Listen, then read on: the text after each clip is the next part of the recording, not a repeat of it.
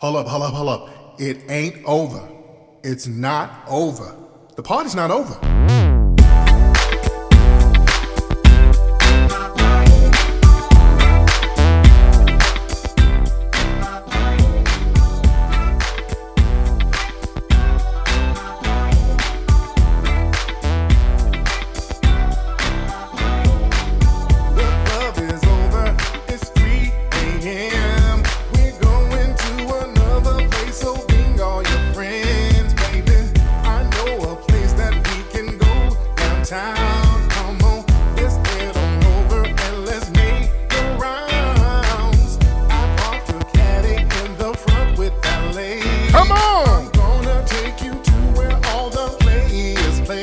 Come on, y'all.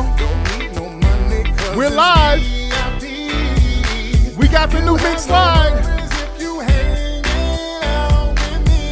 We're bumping that new mix live. After hours from the new album, y'all need to go to iTunes. Go to Google Play and pre-order right now. Y'all need to go to iTunes and Google Play. Go, let's go. Y'all need to go to iTunes, goddammit, or Google Play. I'm gonna let this ride for a second, y'all. But y'all need to go get that new mix slide pre-order right now. Come on, ride. We left the party, the club was on, baby. It's much too early. Come on, y'all. What's up, y'all? Welcome to today's episode of Tariq Radio. Glad to have everybody tuning in. We're going to chop up some good game on today's show, as we always do. Oh, it's going to be a fun show today. And I'm on time. I think today's Wednesday. Shit. I don't like to date the shows, but I'm here. We're going to have a good conversation on today's show. Let everybody know that we're live right now. Let's take that real quick commercial break, and we'll be right back right after these messages. Yo, you still ain't getting women? Really? Come on, son. You need to go to badboymembership.com and step up your game. What's up, y'all? It's your boy, Mr. Locario, the bad boy of the dating game, and I'm telling you that if you really want to attract beautiful women, you need to go to badboymembership.com. This is where you get 45 through 90-minute step-by-step dating advice tutorials every month. Just sign up, follow the advice, and you'll get the woman you want. Go to badboymembership.com. That's badboymembership.com.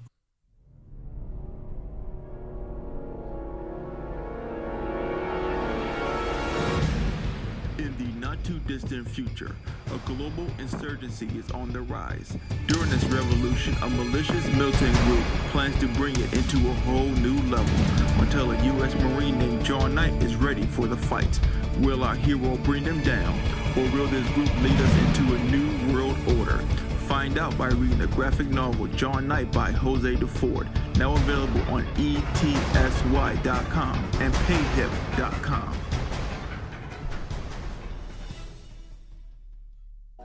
What's up, guys? Check out the brand new album by Professor Archibald called Surviving America. This is his second album, and you're going to really love it and enjoy it. This album is streaming on all platforms: Tidal, Spotify, YouTube, Apple. Get it right now on all those platforms. Also, if you are an artist, filmmaker, video game creator, or if you have a podcast and you need background music or any other type of music production work, you can contact him via email at archiebeats28@gmail.com, or you can DM him on Twitter at ArchieProfess. That's ArchieProfess. Hey, guess what? There's never been a better time to learn how to trade. I'm not talking about trading stocks or bonds. I'm talking about cryptocurrencies. There's been plenty of beginners who've made thousands and even millions of dollars trading in these markets. It's simple to do, and it's never been easier. This virus is a real game changer. It's leveling the playing field. If you want to get your money game on point, it's time for you to get in and learn how to trade. Visit us at theultimateparttimejob.com. That's theultimateparttimejob.com. The year is 2079. The futuristic nation of New Albion has been created to maintain a new racial apartheid system.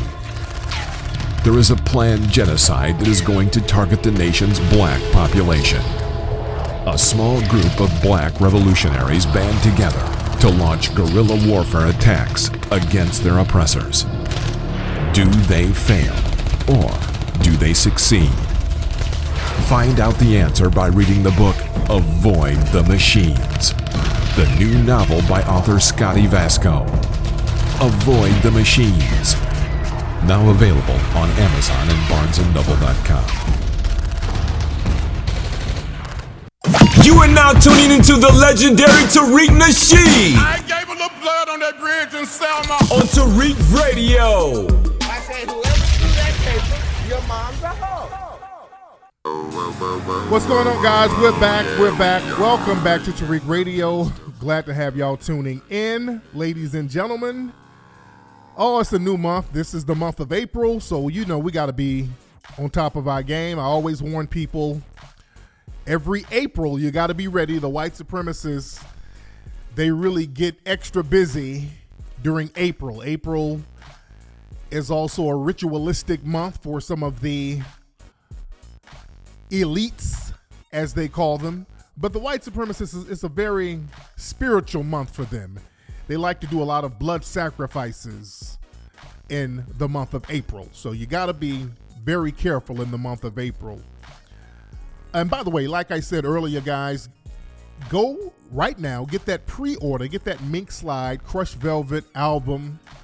Go get the pre-order right now at iTunes and Google Play. Crushed Velvet, the new album by Mink Slide. Everybody, I want you to pre-order it now. The pre-order is only $8, so everybody can get that now. You can use some of your stimulus package paper to get that $8. But go to iTunes and Google Play right now. And if you're watching me live on YouTube, there's a link right there below in the comment section, and y'all just hit that link and get that popping. Let's give a special bless up to our brother Nipsey Hussle. Yesterday was the anniversary. This is the first year that our brother transitioned. Very melancholy type of vibe and day yesterday, but we celebrate our brother's life. And did you guys see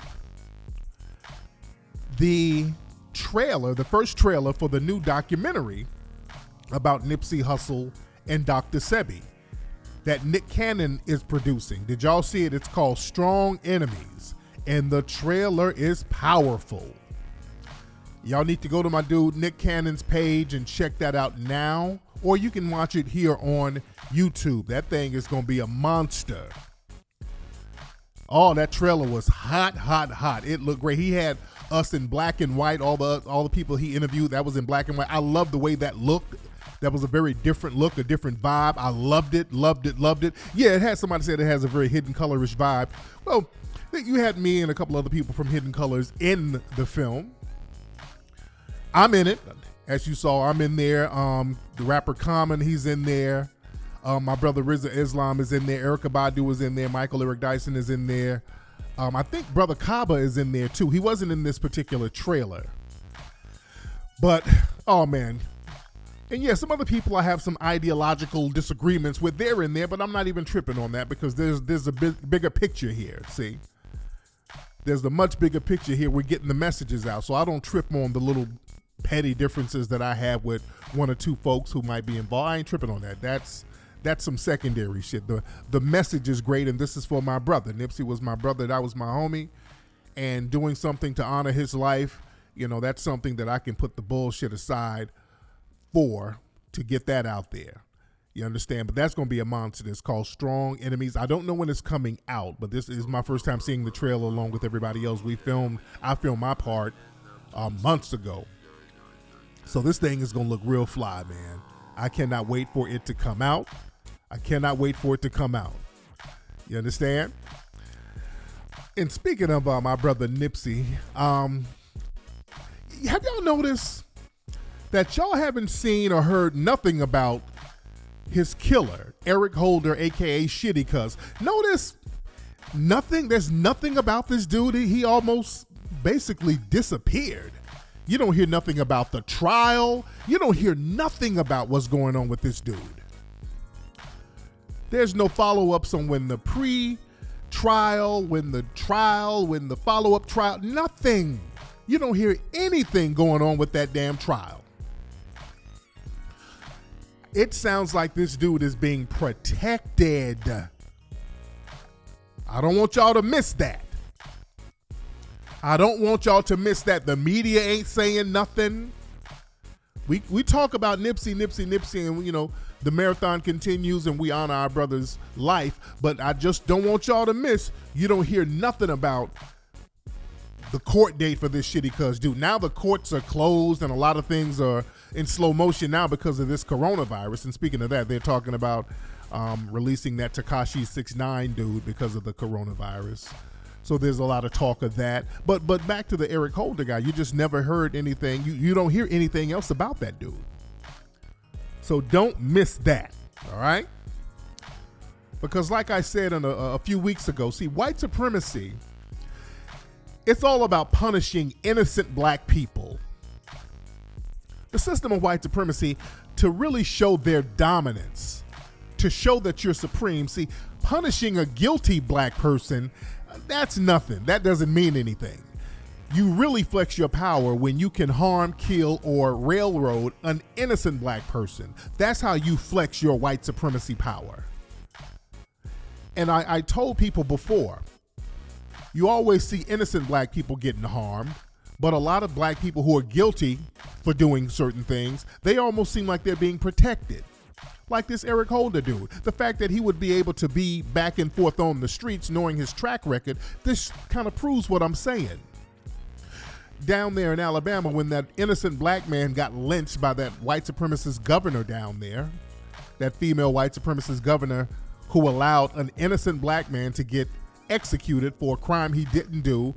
He was at somebody's house, and the person's house he was at, it got raided, and then the dude starts shooting at the cops. The man who had nothing to do with the shooting, they executed him, but the actual shooter is still alive. He's in jail, but he's still alive. You see how that works? See, this is how you flex white supremacy, by getting guilty black people and punishing them. Kay Ivey, that's her name. See, that's how you flex your white supremacy. And this is what we're going to talk about on today's show. Today's show, we're talking about degenerate culture. And white supremacy is all about degeneracy. It is a degenerate culture. As our brother Neely Fuller says, there's a lot of good things that the white supremacists have done. They've done a lot of great things technologically. But on the flip side of that, they are a degenerate culture. White supremacy, by definition, is degenerate because you got to understand how white supremacy thinks. And a great insight into how the daily lives of the white supremacists is, you go check out this series on Netflix called Tiger King. If you really want to understand the daily workings of everyday white supremacy, y'all really need to watch this series. This is 6 or 7 parts of it. And it's about the exotic animal industry and all the cutthroat business that goes on with it. But this documentary series is very interesting because it just shows how cutthroat these suspected white supremacists are. The white supremacists, they're all about dominating. Their whole lives revolves around dominating. They have to dominate something. And if they cannot dominate us, they have to dominate something like animals. Notice all of these people in the documentary, and for those who haven't seen it, you should watch it on Netflix. But many of you have seen it. It's a very popular series right now. But in this series, you have a bunch of these redneck hillbilly suspected white supremacists all around the country in these little pockets in middle America, who a lot of them engage in this underground illegal animal trafficking, and they were battling some of the animal rights people, and the exotic animal people, they're scandalous and cutthroat. Even the animal rights people were scandalous and cutthroat. They're a bunch of meth heads. Oh my God. And I let people know, when you go outside of the major cities in this country and start going into middle America, these are the people you're going to see. I've talked about this for years. You go through middle America, boy, you start seeing these toothless, meth out, the hills have eyes looking ass people that are scary. They look like demonic zombies. They're very degenerate people. It's a mess. All of these places where black people are not. See, this is the thing. This is what kills me about so many black people wanting to be accepted by the dominant society. For what? Because, see, I lived as a child. I lived in Leeds, Alabama. And I trust me, I've seen some of these inbred hillbillies that you see on Tiger King. I've seen them growing up as a kid. So that made me so pro-black. I'm like, I ain't trying to be like them at all.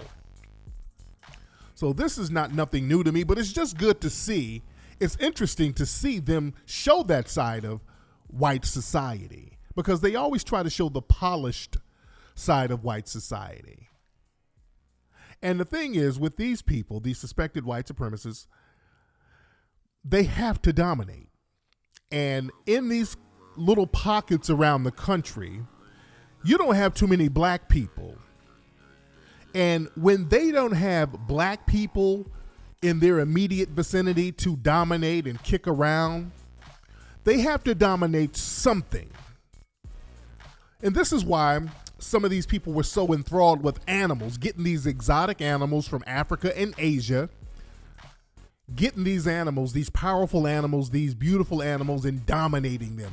You have them, you're breeding them, you're beating them, training them, domesticating them as much as you can. You can't really fully domesticate those type of animals, but there's just a strong desire for these suspected white supremacists. They get off on doing this, dominating these creatures. Not even the exotic animals, just animals, period. And there's always this white supremacist undertone when they do this. And when you looked at this exotic, at this Tiger King thing, a lot of these exotic animal trainers and these people who had these little old hillbilly zoos, they would have these zoos that they would put on shows, and they make a pretty good piece of money doing this. And they made a lot of money illegally selling these animals and breeding them. So, you know, they're doing, it's like an open secret. They shouldn't be doing it, but it's like, we're white and we get certain levels of protection. But a lot of them had all these kind of these little sexual things, these sexual quirks. You know, they would bring these almost underage women in. Some of these guys would have multiple women that they would date, and they looked like they would get them while they were underage, but they weren't admitting this on the show. The main guy, Joe Exotic, he was a gay white man, a gay redneck hillbilly who was clearly looking like some kind of Trump supporter. So he's this gay redneck, and he had two husbands, two hillbilly redneck husbands, and all of them on meth. They got all these little sexual, all this little weird sexual stuff going on. A lot of little weird sexual stuff going on. And again, them with these sexual things going on and them wanting to dominate animals so much, they were just enthralled and infatuated with dominating animals. That says a lot. And they were on some shit where they were carrying their guns around all the time, and they're on some NRA type of shit. If anybody comes to take my animals, they're going to have to take my guns, and making all of these wild threats. And that reminded me of Cliven Bundy. They all had that Cliven Bundy type of vibe. And Cliven Bundy, he was another guy who went to war with the government over some damn animals. So this thing about them dominating, the white supremacists, they have to dominate. They have to dominate animals, because if we're not around, they're going to have to dominate something.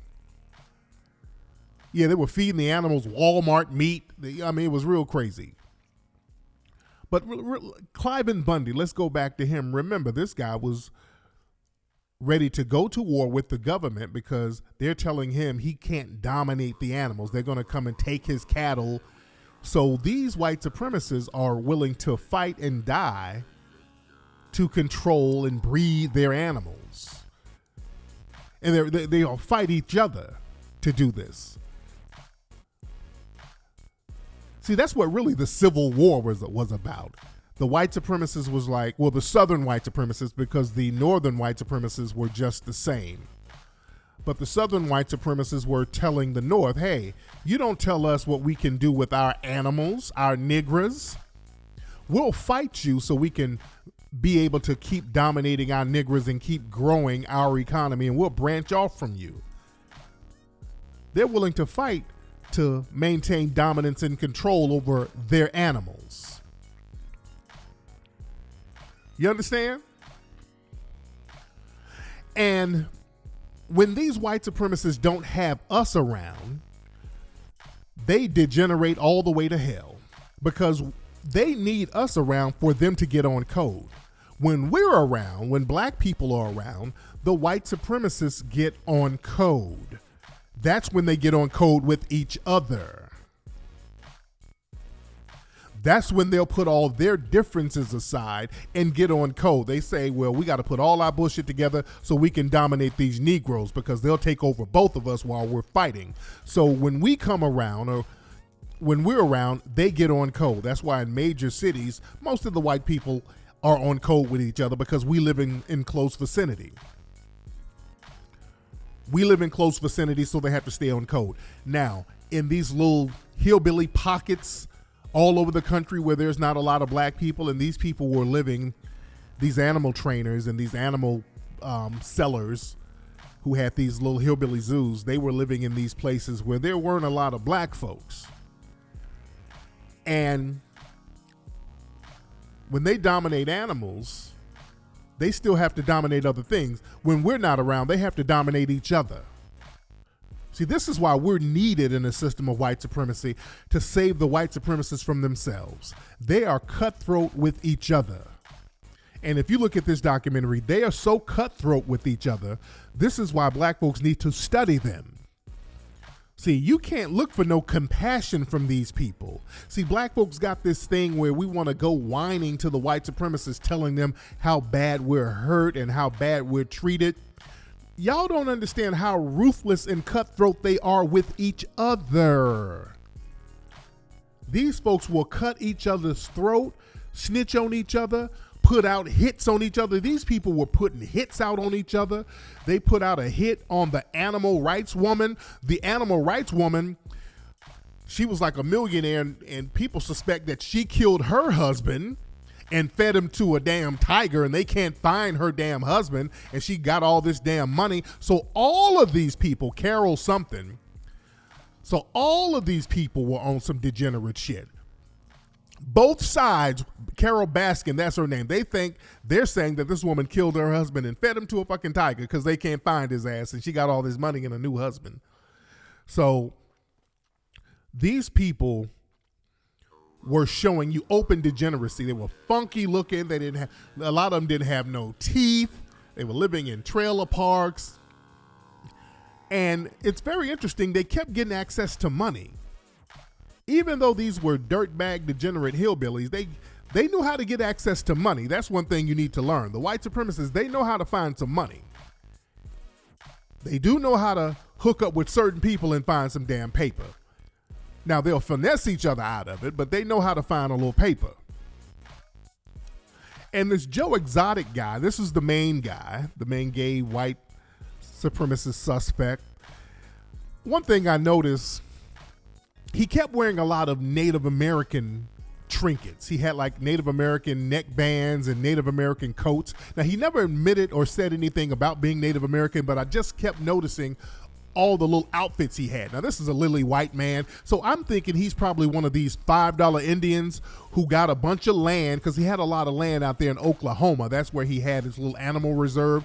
So I'm thinking this dude did the whole $5 Indian hustle and got access to some damn Indian land. They didn't admit this, but I think he's another one of them Dog the Bounty Hunters. You know, Dog the Bounty Hunter is another goddamn $5 Indian. Yeah, he walks around with those Indian trinkets. So Again, these people got all types of hustles, scams, and finesses. That's all they do is finesse. I want black people to get off this thing about us black people, we've got to do better. Better than who? Every time a black person commits a crime, we sitting around talking about how fucked up we are. Man, we got to get together. Black people, man, we got to do better, man. We got to really pull ourselves up by our bootstraps. We got to really do better. Better compared to who? Just because some goofy nigga commits a crime, that is not indicative of all of us, and nobody is at liberty to point the fingers telling us what we should and should not do, especially the white supremacists. They thrive on pulling con games and pulling twists and scamming and hustling. That's all they do in white supremacist society, black people. I hate to break it to you. Black people think because we're on the nightly news getting arrested all the time that white society is all upstanding and respectable and they play by the book. No, they don't. No, they don't. They always got some kind of scam or hustle going on where they're trying to undermine and buck the system. It's been like that. And they're looked at as heroes. Many of these people on this show, they're kind of looked at as folk heroes now. This Joe Exotic dude, they got him in jail now for putting out a hit on the animal rights lady. But even going back to the 1930s during the Great Depression, there was a crime wave in white supremacist society. In white society in the 1930s, there was a major crime wave. And they didn't look at white society on some shit, well, we got to do better. No, they made heroes out of the criminals from the 1930s. Bonnie and Clyde, Pretty Boy Floyd, Machine Gun Kelly, not the rapper, the real one, Dillinger, all of these people, Al Capone, all of these people were around during the Great Depression. And they're folk heroes to this day. You understand? Now, somebody in the chat room, they said that Cardi B is trying to help Joe Exotic. Is that true? Because I'm seeing a lot of black people kind of caping for the Joe Exotic dude. There's a lot of black people. Yeah, Jesse James was earlier. He was in the Wild Wild West in the 1800s, but that's another one. Dutch Schultz, all of those people, they look at them as folk heroes. They look at them as folk heroes. And let me say this to black folks, because I'm seeing a lot of black folks kind of putting on the cape for the Joe Exotic dude. Now, let's be very clear. There's a lot of stuff that they didn't show you in that Netflix series about Joe Exotic. Because when you see a mullet like that and when you see that hillbilly fucking accent and him running around with the guns and all that stuff, see, there's a lot of stuff they didn't show on there. But I found some stuff online. Did y'all see the clip online of Joe Exotic up here talking about how he can't use the damn N-word? Hold on, let me play that clip since y'all want to put the cape on for Joe Exotic and Cardi B wants to cape for Joe Exotic, because I think some black folks are looking at him like a marginalized underdog, and black people have this thing where they want to have some kind of camaraderie with other groups, and y'all better get off that shit. Ain't no camaraderie with nobody. This is Joe Exotic. For any Negro out here caping for Joe Exotic, this is Joe Exotic talking about why he can't use the N-word. What's going on here in this country? It's absolutely pathetic. I can't say the N-word, but you can get on YouTube and watch any black man's rap video, and they're calling each other the N-word. What the hell is this discrimination? I'm white, I can't say the N-word, and they can.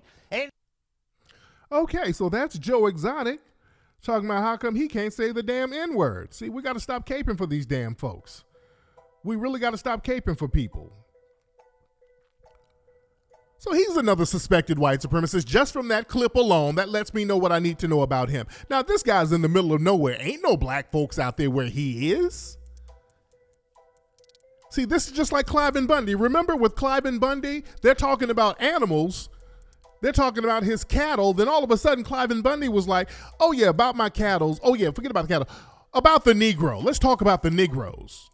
And they're like, oh shit, what the hell is that about? So now this Joe Exotic guy, what the hell is he talking about saying the damn N-word for? What the hell does that have to do with you and your goddamn animals?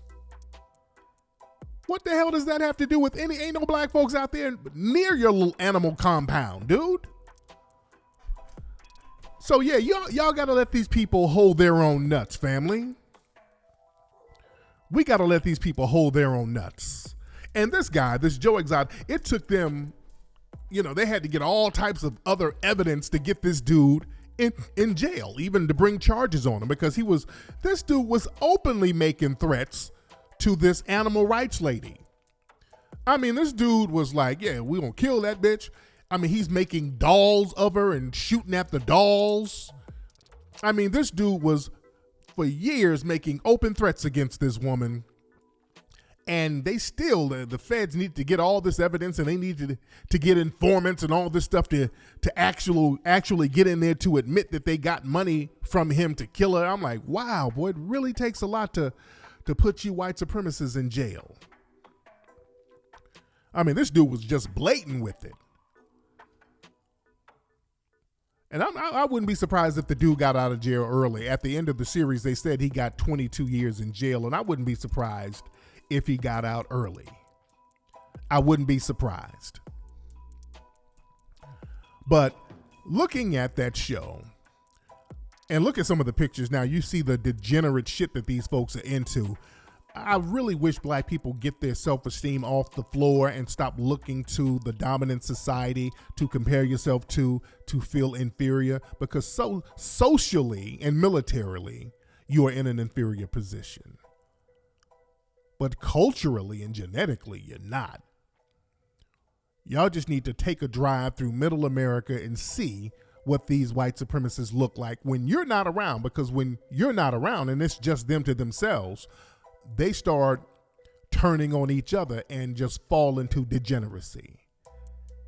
This country is full of inbred, methed out, wet dog smelling, stank ass, lice infested white supremacist hillbillies in these little pockets all in middle America, and that's just what it is. So when I see Negroes trying to kiss ass and suck up to that, y'all need to stop. You really need to stop. And another thing, again, this guy, Joe Exotic, he's a white LGBT dude, and this is why I tell you guys, there is no such thing as some intersectionality with the white LGBT community. The conservative white LGBT and the liberal white LGBT, they are the most anti-black racist you ever want to meet in your life. There is no intersectionality. Get that through your damn heads, black people. And family, we got to stop falling for the bait and switch con job with these intersectionalists. Because I saw something on the code of what the Color of Change website. They were talking about they're going to have some kind of online forum talking about how the COVID-19 is going to affect black people.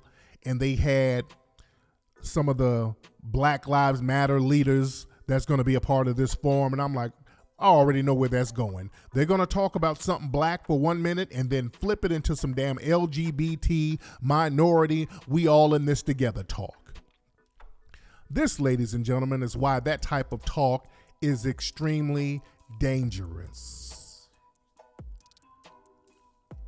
All these intersectionalists, these intersectionality niggas, these are the dudes and women that are enemies to black society. They have to be called out immediately. Anybody who has a track record of talking that intersectionality garbage, we got to get them out the paint. And don't let them talk black. They'll talk black at first because now they know they're going to have to talk black and use the word black initially to lure us in, because we're so on code right now. And I'm so proud of Foundational Black Americans for being this on code.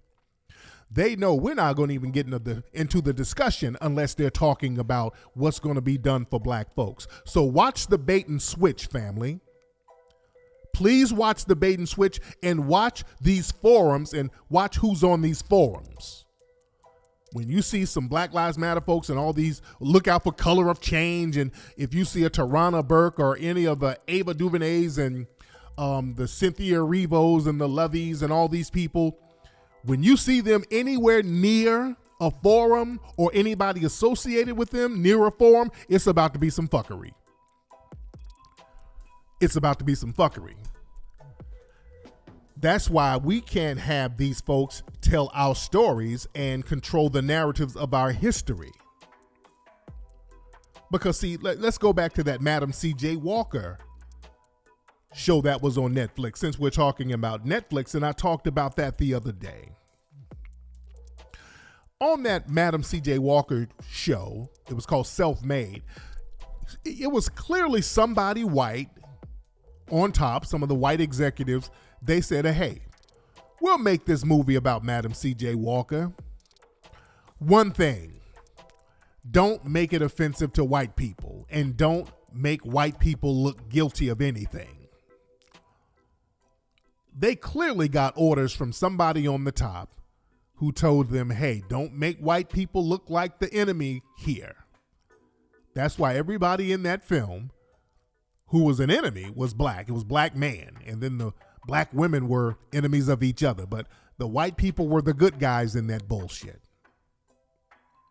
And then they put that janky, jive-ass LGBT storyline on that history, which was extremely disrespectful. And the thing is, with a story like Madam C.J. Walker, her history and her story is so profound, they didn't have to do that. Telling the real story about Madam C.J. Walker, that would have been phenomenal enough. What they should have been telling you was the truth about how Madam C.J. Walker pioneered the direct sales industry. See, the white supremacists know this, but they throw all this other gutter shit on top of the history so that you won't really dig and see what she was really doing. Well, let's look at the history of Madam C.J. Walker. Because in that show, and look, I did a whole thing about it. I did something called The Color Purple 2 a few days ago, so y'all need to listen to that. But what y'all have to understand is this. There was a sister named Annie Malone. She had a product, I think it was called Poro. I think that was the name. It was a hair care product for black women around the same time. As a matter of fact, Madam C.J. Walker worked for her.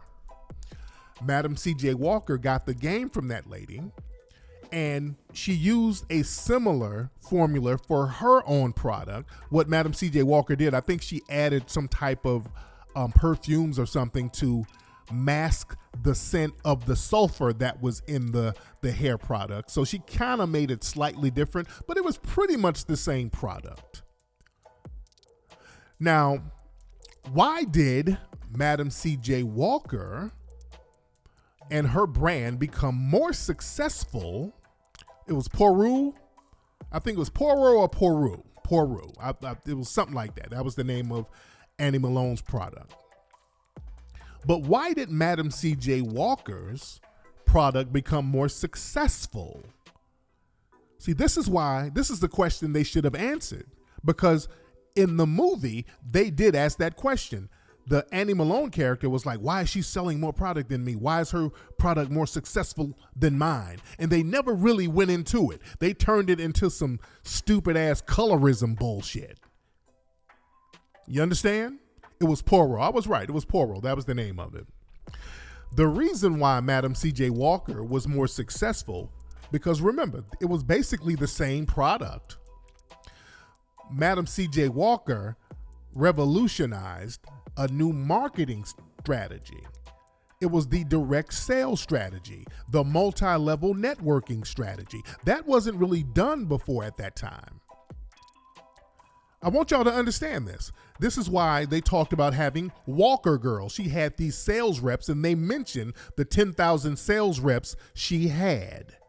But they didn't go into it. They were talking about, well, you got an army. Yeah, I got an army. But they didn't go in the details of it. At that time, that was revolutionary, having all of those sales reps. And what they would do, they would give incentives to other sales reps to bring other people in. And this was revolutionary at the time. This was very revolutionary at the time. And it's my conjecture that Madam C.J. Walker probably did this. She had multiple sales reps and different distribution outlets and other people doing multi-level marketing for her company so that one location wouldn't be targeted, because at that time, black people and successful black businesses, they would get targeted. They would do just like Tulsa, Oklahoma. They'd just go blow it up or just shoot it up or go lynch the owner. But when you had a network like this of 10,000 people all around the country representing your product, they can't target one person. So that's my conjecture. That could have been her motivation. But nevertheless, Madam C.J. Walker created the direct sales technique in marketing. That's why she was so successful. And other white companies took the game from her and they started doing what Madam C.J. Walker did. This is what Avon started doing. How they got the Avon lady? They got that from Madam C.J. Walker. Avon is basically, they're successful because they have a direct sales network and multi-level marketing, how they can bring other people in to become Avon ladies. That's where that came from, y'all. That shit came from Madam C.J. Walker. Amway, those Amway products, same thing. They got the game from Madam C.J. Walker. You can become an Amway girl. You can sell Amway products and bring other people in, give them commission, do it door to door. Mary Kay, same thing. Mary Kay got the game from Madam C.J. Walker. Before there was a Mary Kay girl and an Avon lady, there was the Walker girl, but they don't tell you this. You know why? Because they don't want to tell you a black person born on a fucking slave plantation came up with a brilliant marketing strategy that everybody's using now. That's the history you're supposed to tell. Don't start talking about some bullshit lesbian relationship and colorism and all that. This sister revolutionized marketing and how you sell a product. Herbalife got the game from her. They try to make it seem like the Herbalife guys, and that guy, forgot his name. He got started in the 1930s. All of these people got started decades after Madam C.J. Walker, after she made that template successful. Everybody got the game from her. Girl Scouts, Girl Scout cookies, same thing. Network marketing, they got the game from Madam C.J. Walker. Nobody was doing it before her. Go look it up. Go look at, see, she was doing her thing early 1900s all the way up until she died. She died in like 1919, I think. I think that's when she died. So when you talk about direct sales and network marketing, they omit that sister. She was the template. And they go out of their way to act like she didn't create that whole game. You understand? That was revolutionary. That was a brilliant marketing strategy. And remember, you got to understand, the early 1900s, they had to get the template from a black person. The early 1900s, white supremacist society, they were more degenerate than they are now. So they weren't really trying to network and do legitimate business with each other. In the early 1900s, boy, do you know how scandalous white people were back then? They were doing nothing but crimes. Because you had a flood of immigrants coming in, so all of them were battling each other. White ethnic groups, there was all types of white ethnic tension all around the country. The only people who were really on code at the time were black people. This is why we can get on code and do business with each other and network. Everybody was getting that Madam C.J. Walker plug in black society. In white society, they were cutting each other's fucking throats. Remember the Gangs of New York movie? That was around it took place around that time frame. They would beat each other in the fucking brains. So they couldn't trust each other to have that type of network in the early 1900s. They were too cutthroat with each other. The mafia, all them people were coming into prominence. And speaking of the mafia, speaking of the Italians, right after Madam C.J. Walker died, there was an Italian immigrant who came over. And remember, a lot of those Italian immigrants, they were connected to the mafia. So they were coming over trying to pull twists and pull scams. There was one Italian immigrant who came over he came over in the early 1900s, but he got his con game, and he might have gotten the template from Madam C.J. Walker. This network marketing thing, it was a pyramid type of business model. It was a pyramid business model. So you had this one Italian immigrant named Charles Ponzi, who probably saw that pyramid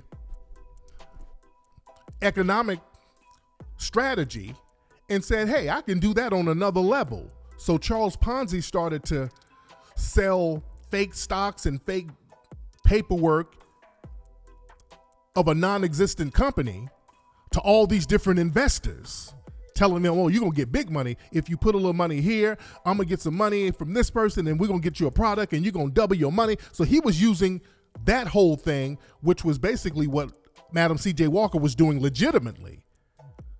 And then that shit collapsed. And they said at the time, he probably got like finesse people out of $20 million or something like that. So that's where the term Ponzi scheme came from. I'm bringing that shit home. That's where the term Ponzi. This shows you how scandalous they were. They were too scandalous to do legitimate business at the time. If they saw something legit that works in their minds, fuck it, how can I use this to scam people? How can I use this to get over? That was their mentality. So when they started to get their minds right a little bit, around the 1930s, the 1940s, they tried to get on code a little bit.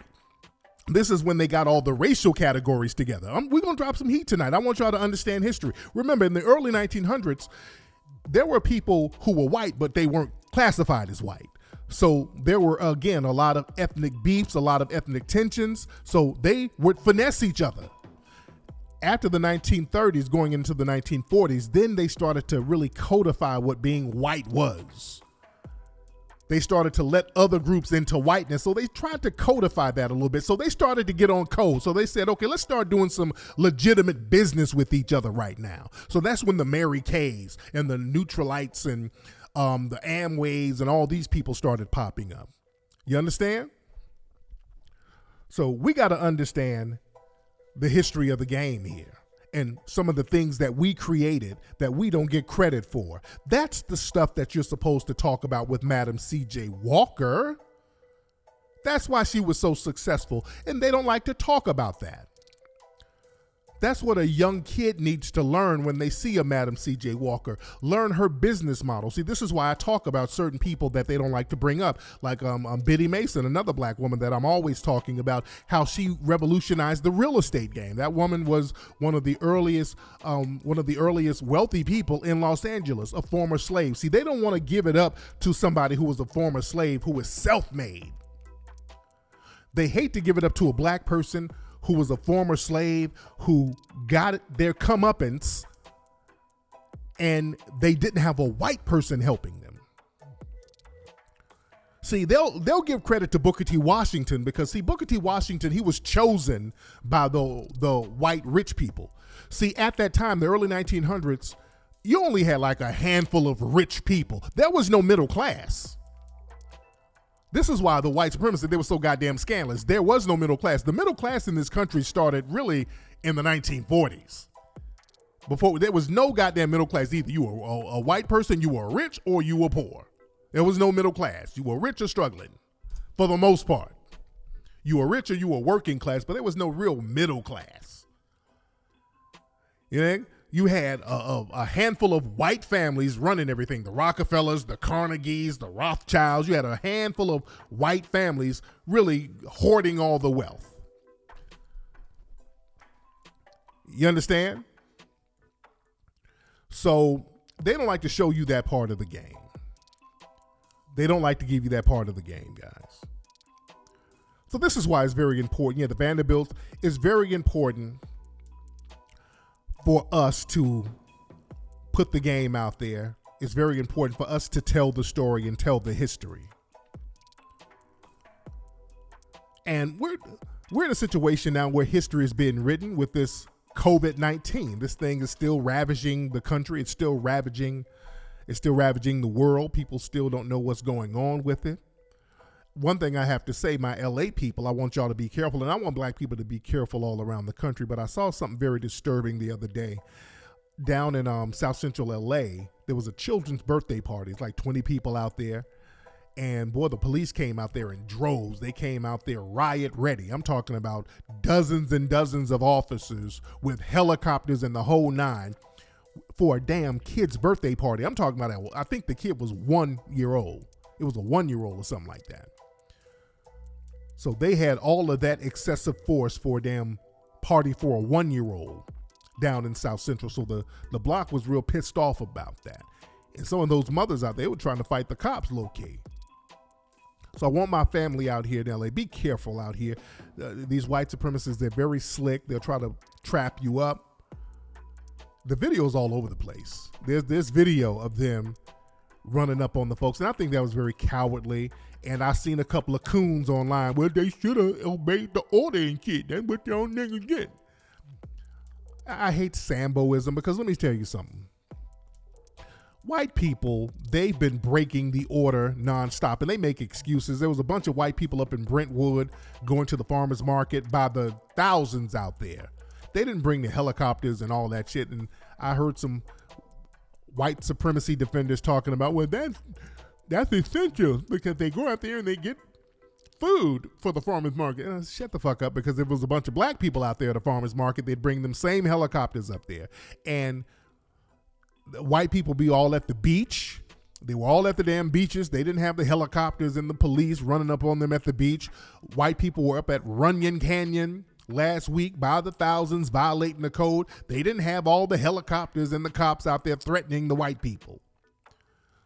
So remember, the targeting is racial. I don't give a shit how many white supremacists deny it. They do racial targeting. And this is the sweet part of the karma, because while they're running out here trying to intimidate and threaten the black people in South Central, who really don't have it in large numbers, black people out there, you don't have the COVID-19 in large numbers out there in the black areas. Brentwood, since they're letting them cavort around with each other and run around with each other and go out and they let them violate the order, Brentwood is actually a hotspot for the COVID-19 virus. In Los Angeles County, the Brentwood area, I think, is like in the top 4 of the hot spots where a lot of the coronavirus is popping up. So y'all are helping the white people up there in Brentwood get more of the damn coronavirus by not enforcing the order with them. See, this is how white supremacy is messing up on itself. White supremacy is backfiring on itself. So you want to try to use a virus and practice white supremacy with a virus that you can't really control. See, we're talking about nature, and the white supremacists, they like to dominate and control everything, and you're not really dominating this virus. This is nature taking place now. So you can't really control this. You can't control it. And let me tell you something about this damn virus. We still don't know if this is some type of urban warfare brought on by China. There's a lot of evidence for that. There is still a lot of evidence for that this is a form of warfare. We have to look at this thing from all angles. There is a possibility. Family, I want y'all to go check out a book. You can't really get the book right now because the book is sold out. And I'm not talking about that book from 1981 where they talked about a virus coming from the Wuhan area. It was that book by, what was that guy's name? This book came out in 81 where they talked about a virus coming out of China that's going to infect the world. This is a different book. And people in the chat room, what's the name of that book from 1981 that talked about the virus coming out of Wuhan? What's the name of that book? Dean Koontz. Yes, Dean Koontz. It's Dean Koontz' book from 1981. But this is another book, guys. There was another book that came out in 1999. This book was written in Chinese. It was from some military guys from China. Some military figures in China. They wrote a book called Unrestricted Warfare. All right. And I think you can get the Kindle version of this book. And this book came out in 1999. And this book talks about how to target the United States. The full name of the book is called Unrestricted Warfare: China's Master Plan to Destroy America. This came out in 1999, guys.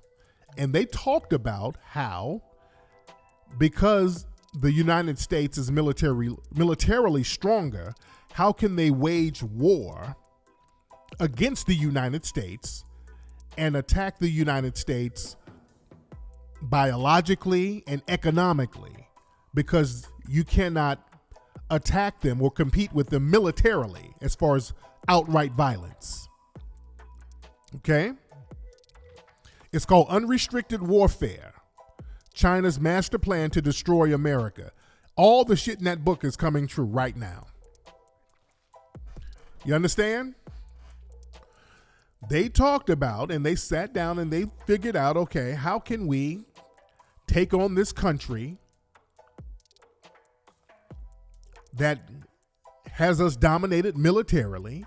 We can't do it that way, so we got to come up with another strategy, because all warfare is deception. Warfare is all about deception, and warfare is not about who has the biggest tanks and who has the biggest fighter jets. The military is in the mind. The military is in the mind. And you have these people in Asia who many believe they unleashed this thing and attacked China first, and it spread. They made sure that they had people from China go around the world. This is the conjecture that a lot of conspiracy theorists are putting together. I'm just giving you theories here. I'm not saying this is fact or fiction. I'm just giving you some theories that's out there. That could be possibilities. But this book talks about strategies that weak nations might be able to exercise to attack a superpower like the United States. They talk about how a small nation can harm a more powerful enemy just by damaging their economy and their political system.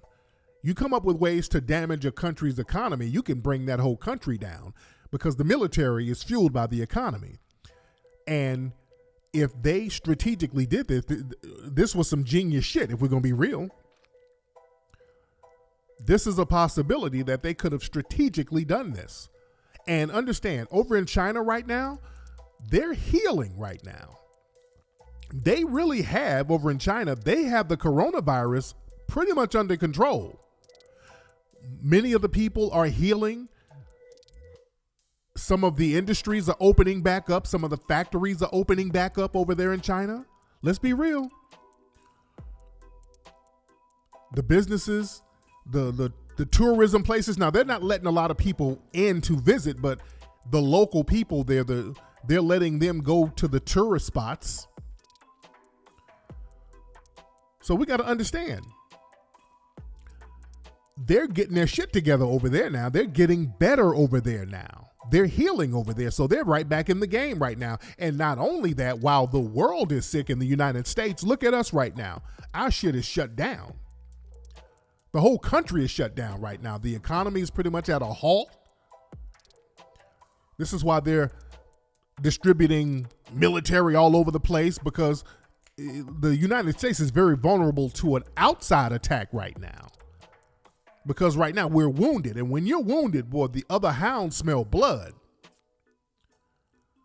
Let's be very clear. When your economy has halted right now and shit ain't running like it's supposed to run, that makes you vulnerable. Let's be very clear. And also over in China, they're making more money now, possibly because they're selling all the medical supplies. I look at some of the trade sites over in China, all the medical supplies that we need, a lot of it is still coming out of China. They're like, hey, I heard y'all sick. We got something that'll help you. So now they're making money hand over fist right now. You dig? So is this a possibility? America says they're lying, but who knows? Who knows? So we have to look at all the possibilities. You have the surgical mask or run out. They're sending surgical masks over. And I read some reports, some of the vaccines and stuff that they're trying to come up with. Some of these vaccines have the damn coronavirus. Some of the surgical masks have the coronavirus. So you're in a really vulnerable position right now. So we don't know.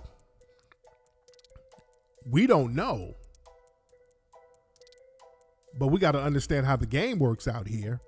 And if this was warfare, they got a bunch of sleeper cells over here too. You understand? Just imagine all the sleeper cells they have over here from their country. See, the white supremacists thought they were going to bash us over the head by making the Asians the honorary Aryans. But what if you don't have an Asian coon? What if this Asian person is loyal to his homeland? And they want to do the bidding to help bring the country down. See, this is the pickle that the white supremacists get themselves into by trying to undermine us. You see? Look at the situation they're getting in. You don't know who, the model minorities, you don't know who the enemy is now. You don't know who the enemy is. It ain't black people. We know that. Black people, we've not spread any diseases or viruses or attacked this country militarily like that. We haven't done that. But you're so hell-bent on dominating and undermining us, you're tripping yourselves up. So the dominant society, see, they need to make a decision. See, what you need to do, if you did the right thing, give us our money that we're owed, and stop trying to bash us over the head with these buffer class groups. Stop trying to use us to codify your own identity. See, us being on the bottom, that represents your identity as a white supremacist. See, you're going to have to get a new identity because all of this shit is backfiring on you. All this stuff is backfiring on you. And now, again, with our economy is basically at a standstill right now. Some of these other outside people, they're looking like, okay, this might be the right time to hit. So we got to look at this thing from all angles. We got to look at it from all angles. This thing is real out here. And we just got to stay on code as foundational Black Americans and make sure we good and stay on code. We're on code right now. We need to continue this code. We don't have to ingratiate ourselves with degenerate culture of white supremacist society. We damn sure don't need to get into no fake ass minority coalition that doesn't exist. We ain't going for that minority coalition garbage because it doesn't exist and we ain't playing that game. It's all about us right now. We're going to make it all about us. And look, trust me, I know about the whole 5G technology thing. That's a possibility too. That is a possibility. I know about the radiation. I've seen doctors, people at hospitals talking about how this thing might be a radiation thing. I've heard that. Another thing I know that, and I want all my black people who work in the medical field to be careful because a lot of these hospitals are trying to send black folks down to work in the coronavirus ward around all these sick people without the proper protections. I'm seeing a lot of that around the country. My girl in DC hit me to some stuff going on out there, how a lot of black folks are talking about quitting because they're trying to send all the black workers down here to the coronavirus patients and they don't have the proper gloves, the proper mask. They're not giving them the proper tools they need. And they're like, yeah, go down there or else. And black folks are like, man, fuck all that. So yeah, my black folks who work at these medical facilities, please be careful. And as a matter of fact, and this is the perfect time for us to start providing some of that stuff too. So we really got to be, yeah, they might try to offer triple overtime and all that, but hell, if you get that damn Rona, yeah, a black nurse died down in New Orleans. Yeah, this thing is real. Yes, Dr. Phil Valentine be breaking this stuff down. I talked to Phil Valentine today, as a matter of fact. Shout out to my brother. You there? So we got to watch the game and we got to be very careful out here. And I want to put something together for some of the black workers out here because I got something going on at our facility. Again, I have a warehouse facility so we can put together certain things And, I've been donating money to the folks in LA so some of the black folks downtown LA can get some of the things they need. We're going to put together some stuff for black people in the medical field around the country too. That's coming soon. I like to wait until I get the thing rolling before I let people know what it is. But this thing is getting crazy out here, so we got to be on top of our game. Anyway, y'all, that's been today's episode of Tariq Radio. Glad to have y'all tuning in. Y'all need to go to iTunes and Google Play. Everybody do the pre-order for the new Mink Slide album right now. Go to iTunes and Google Play. Get that pre-order right now. Also, if you have not subscribed right here to Tariq Radio on YouTube, y'all hit that subscribe button.